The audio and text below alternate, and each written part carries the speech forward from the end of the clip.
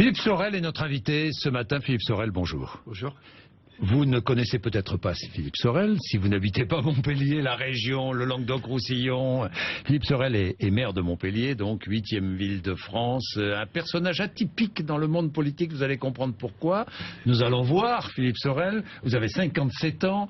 Je vous invite parce qu'on va dépasser le cadre des partis politiques traditionnels. Je sais combien vous proposez une alternative au discours politique traditionnel. Philippe Sorel, vous avez 57 ans, vous êtes dentiste de profession. D'abord, un dentiste qui exerce toujours. Oui, qui exerce, mais de façon tout à fait anodine, symbolique, 2 heures par semaine au centre mutualiste de Montpellier. Oui. Mais j'exerce toujours. Mais vous exercez toujours et vous y tenez, j'imagine. J'y tiens, je tiens à garder le contact et à conserver la pratique. Bien, à conserver la pratique. Alors on va essayer de mieux vous connaître. Vous avez rédigé un petit livre qui s'appelle Réparer la République aux éditions Privat. On va essayer de mieux vous connaître. Vous êtes franc-maçon. On est bien d'accord ? On est d'accord. On est d'accord. Vous avez rédigé une thèse sur la franc-maçonnerie à l'époque des Lumières. C'est bien vrai, hein ? Exact. Vous êtes membre de la confrérie des barons de Caravette, qui regroupe les vieilles familles montpelliéraines, de droite et gauche réunies. Ah, bien sûr. Qu'est-ce que c'est que cette société secrète, Philippe Sorel ? C'est pas une société secrète, c'est une petite tradition locale qui existe à Montpellier, qui n'existe que là d'ailleurs, Oui.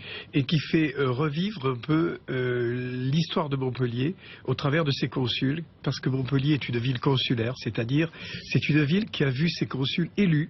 Oui. Très tôt dans l'histoire, au Moyen-Âge, alors que d'autres villes étaient encore sous un pouvoir féodal extrêmement dur. Bon, vous avez été baron, hein, non ? Vous êtes consul. Vous avez dirigé cette société pendant de nombreuses années. Combien d'années, Philippe Sorel ? Je sais pas, une douzaine d'années. Une douzaine d'années. Et là se réunissent tous les notables de Montpellier, droite et gauche réunis. Pas seulement les notables. Ceux qui sont nés à Montpellier. Ceux qui sont nés à Montpellier. C'est une baronnie populaire. Bon, je rappelle que vous avez emporté cette ville de Montpellier au nez et à la barbe de tous les partis politiques. Vous étiez parti avec 4%, je crois, d'intention de vote, et vous êtes retrouvé maire de Montpellier, Philippe Sorel. On va revenir là-dessus. Vous vous dites ami de Manuel Valls. C'est vrai ou faux ? C'est vrai, c'est tout à fait vrai. J'ai connu Manuel Valls depuis longtemps.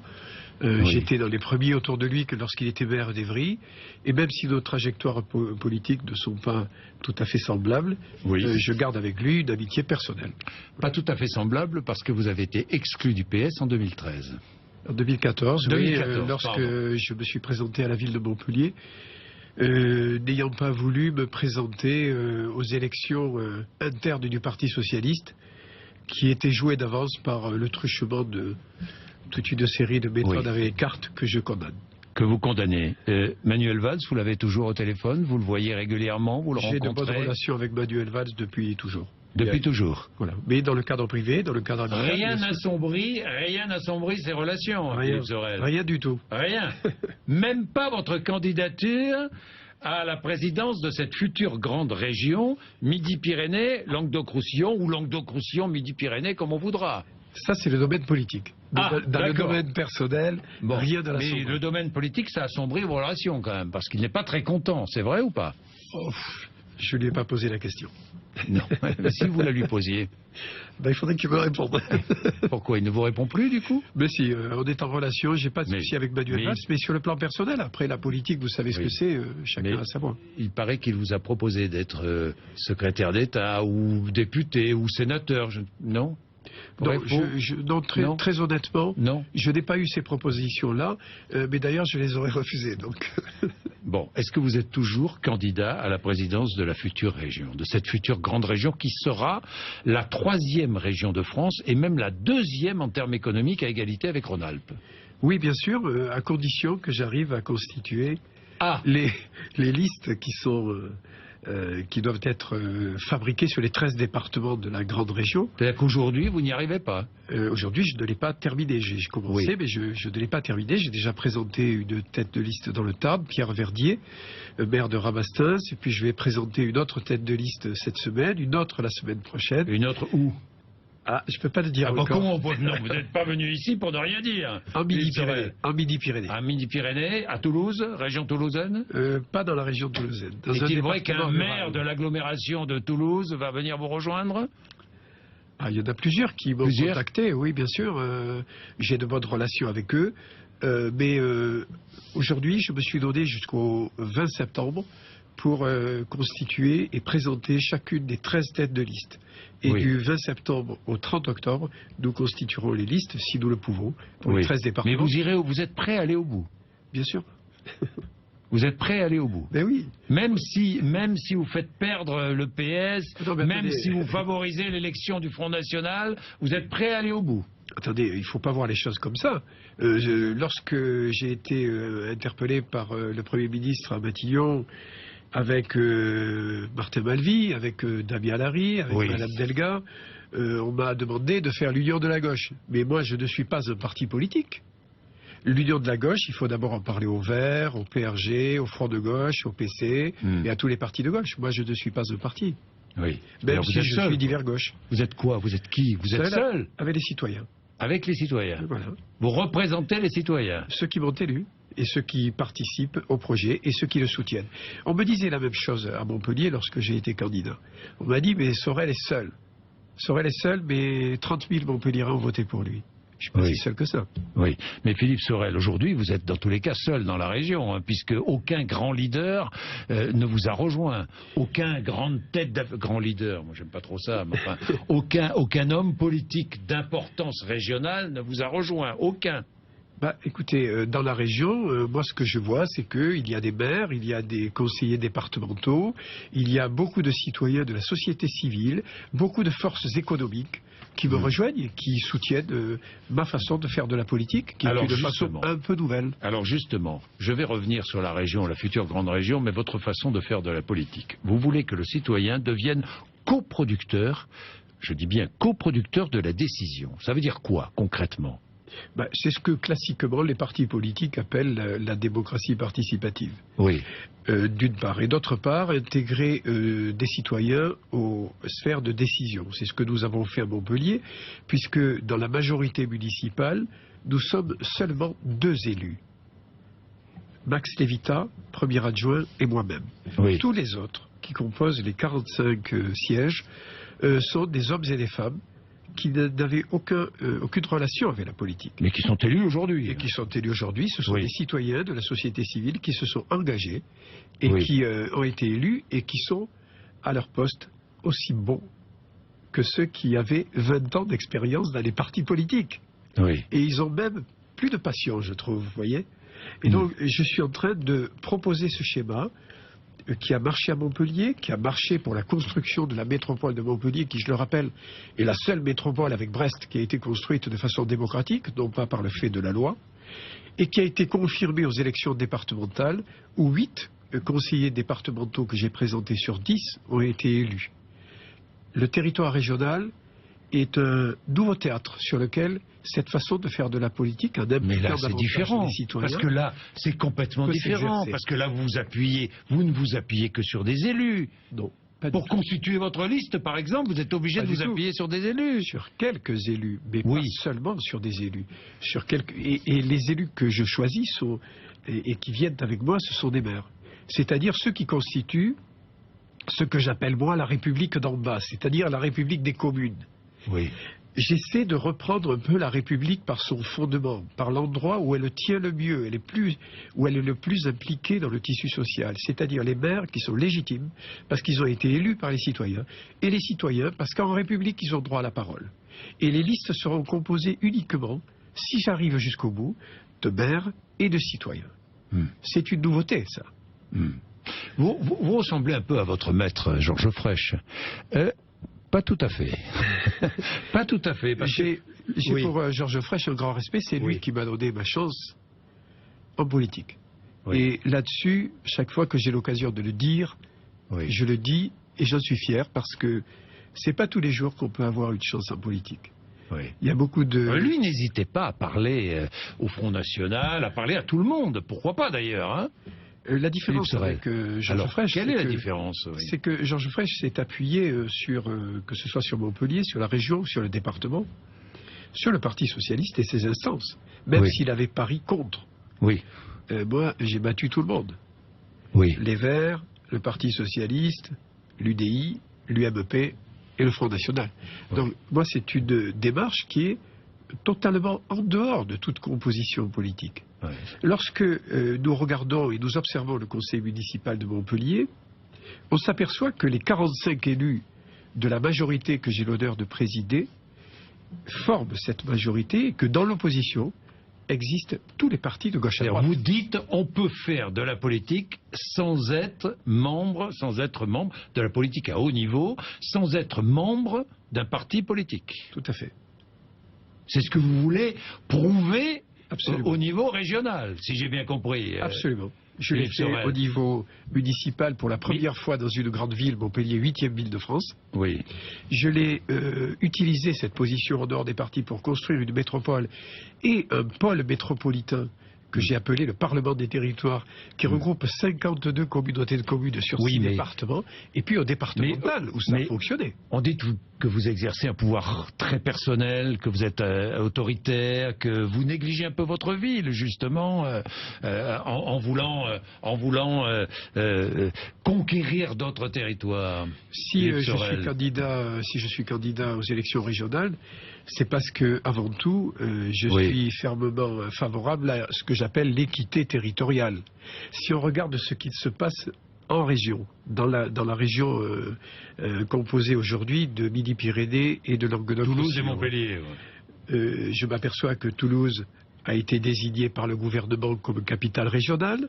Je m'aperçois que tous les préfigurateurs, préfets, DRAC, etc., sont installés à Toulouse. Oui. Je m'aperçois aussi que tous les candidats des partis dits traditionnels, républicains, sont tous originaires de Midi-Pyrénées. Vous avouerez que ça fait beaucoup pour le maire de Montpellier, qui est aussi maire aujourd'hui de la capitale régionale du Languedoc-Roussillon. Je suis pour un équilibre. Et la seule façon de garantir cet équilibre, c'est que je m'implique dans cette élection personnellement. Oui. Il n'y en a pas d'autre. Mais vous dites aussi, Toulouse sera la capitale. Moi, je propose que Toulouse soit la capitale de cette future grande région, mais que Montpellier garde, je ne sais pas, le rectorat, l'agence régionale de santé, l'ARS, enfin, etc., de grands organismes. Je ne le conçois pas comme ça, le rééquilibrage. Bon. Alors allez-y. Parce qu'il ne faut pas que la réforme territoriale que j'ai soutenue devienne un dialogue de marchand de tapis. C'est-à-dire, il ne faut pas dire, toi tu prends l'ARS, moi je prends la DRAC. On ne va pas s'en sortir si on fait ça. Toulouse est 4e ville de France. Qu'elle soit capitale régionale ne me choque pas. Par contre, il faut pour le Languedoc-Roussillon un certain nombre de compensations qui ne sont pas seulement du fait de l'installation de sièges d'administration nationale. Il faut aussi une présence du pouvoir régional. Alors, certains disent l'Assemblée régionale va siéger en Languedoc-Roussillon. Mais que l'Assemblée régionale siège en Languedoc-Roussillon, ça n'a qu'une petite importance. Oui. Il faut que la gouvernance de la région puisse être assumée par quelqu'un du Languedoc-Roussillon pour équilibrer avec Toulouse, qui sera capitale régionale et le siège de toutes les administrations d'État. Voilà comment je vois, moi, personnellement, l'équilibre. Oui, vous voyez l'équilibre, mais vous n'êtes pas tout à fait favorable, pas du tout même, à la proposition faite par Manuel Valls, votre ami, sur des présidents délégués ou des vice-présidents de région. À quoi ça sert d'ailleurs, Philippe Sorel? Ça sert à détruire l'esprit même de la réforme territoriale. Moi, la réforme territoriale, je l'ai accompagnée, je l'ai soutenue. Oui. Parce que je considère qu'un pays qui n'est pas capable de se moderniser est un pays qui décline, qui est en déclin. Et se moderniser, fabriquer de grandes régions à l'échelle européenne et mondiale, pour moi, c'est une idée intelligente.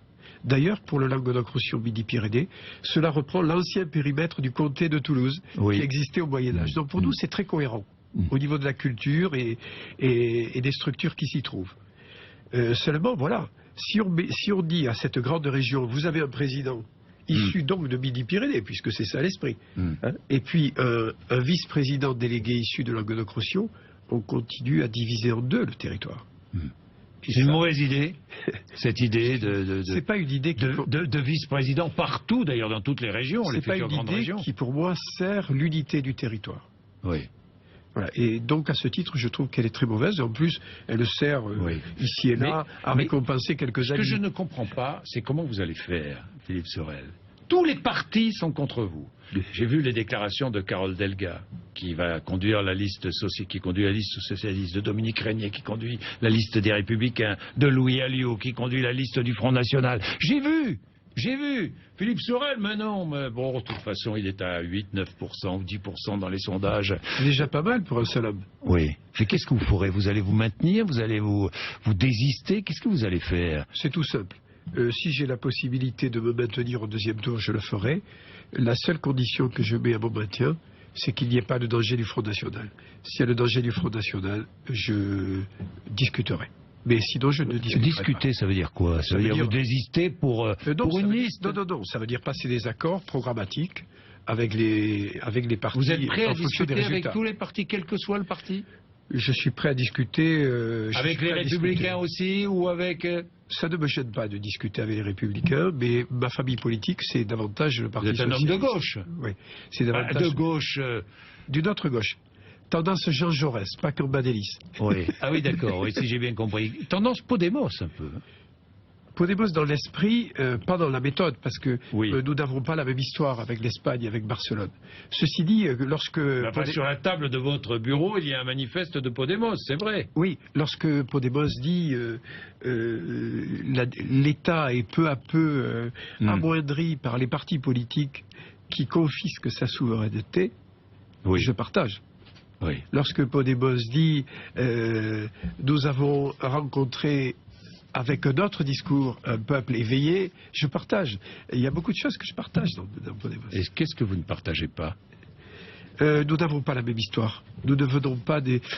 Podemos est une structure qui est Oui. beaucoup plus à l'extrême gauche que ce que nous vous proposons. Bien sûr, nous sommes sociodémocrates. C'est plus un Podemos. Vous êtes avec anarchiste l'histoire de un la peu aussi. Vous êtes plein de contradictions parce que finalement, vous êtes catholique pratiquant. pratiquant... Catholique. Catholique. Oui, catholique. Même l'un de vos meilleurs amis est l'évêque de Montpellier. Nous vendangions Oui, ensemble. vous vendangiez avec lui, non mais d'accord, mais vous êtes ami avec l'évêque de Montpellier, vous êtes franc-maçon, vous êtes, c'est vrai, un peu, vous êtes socialiste de cœur, hein, vous êtes aussi un peu anarchiste, vous êtes favorable quand même à un pouvoir solide. Bon, dites-moi, vous êtes plein de contradictions, non? Je suis issu d'une culture diverse. Que Oui. j'assume. Oui. Voilà. C'est tout simple. Dans le Midi, les gens ne sont pas totalement à 100% déterminés. Dans le Midi et ailleurs d'ailleurs. Oui. Les gens ne sont pas totalement déterminés à 100%. Ils ont un peu d'anarchisme, ils ont un peu de socialisme, ils ont un peu de soutien à l'entreprise et de stimulation de l'économie. Ils ont un peu d'écologie. Ils sont formés de toute une série de cultures qui viennent s'entrechoquer. Et moi, j'ai décidé de les fondre pour en faire une seule. Oui. Vous dites transparence, proximité, modernité. Oui. C'est ce que vous dites. Bien sûr. Avec les citoyens. Toujours avec les citoyens. Comment allez-vous associer les citoyens au gouvernement de la région, si vous étiez élu président de cette grande région? J'ai prévu dans le programme de la région et dans le volet économique qui est composé de 7 piliers que sont la santé, la mobilité, le numérique, l'industrie, le tourisme, l'agroécologie, l'alimentation, la culture et l'enseignement supérieur et la citoyenneté, d'utiliser la citoyenneté, de proposer la citoyenneté comme pierre angulaire de tout le système, c'est-à-dire de partager sans arrêt, par des réunions, par des forums sur le net, par les réseaux sociaux, par toute une série de choses, les décisions que nous prenons. Je le fais à Montpellier, je l'ai fait pendant la campagne, j'ai fait 60 réunions à Montpellier, aujourd'hui, de concertation, mais pas seulement, on a des outils de diffusion et de partage, et je crois que c'est la meilleure solution qu'on puisse avoir aujourd'hui, parce que les décisions doivent être partagées en amont, mais elles doivent être partagées aussi quand elles sont conduites. Bien, Philippe Sorel, j'ai 2 dernières questions. La première est très claire, puisqu'on parle de transparence. Quelles sont les indemnités que vous touchez aujourd'hui 5 800 € net. En tant que maire Net. Net. 5 800 Maire et euros. président d'Aglo. Maire et Et président, président de métropole. et président de métropole. Je rappelle qu'en France, les indemnités sont limitées. Oui. C'est-à-dire que même si j'étais député, sénateur ou président de région, ça n'irait pas plus loin, c'est la loi. C'est la loi. Et puis, deuxième question, dit Montpellier ou Montpellier? Moi, j'ai toujours dit Montpellier. Quand on est occitan, on dit Montpellier. Lorsqu'on n'est pas occitan, on dit souvent Montpellier. Mais j'aime les deux. Merci Philippe Sorel d'être venu nous voir. 8h56. Merci.